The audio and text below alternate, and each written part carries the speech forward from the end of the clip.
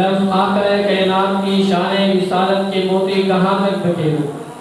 جس کی ذات عالی کو مقصود کائنات بنایا گیا، جس کے سر پہ ختم نبوت کا تاج سجایا گیا، جسے آسمان پر بلا کر شرف ملاقات کا تمغہ پہنایا گیا،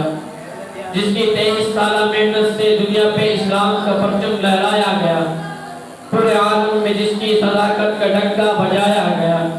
جو روز آفرینش سے کنت نبی و آدم بین الماء والطین کا تاج پہنتا ہے، تو روز جزا تمام نبیوں اور امتوں کا سردار بن کر جنت کا سردار نظر آئے گا۔ اس کی شان رسالت کی عظمت و جلالت کا یہ عالم ہے کہ اخبار و اغیار اس کی حمد و ثنا میں محو بغل نظر آتے ہیں۔ تو ہندو شاعر نے کیا خوب کہا، کس نے ذروں کو اٹھایا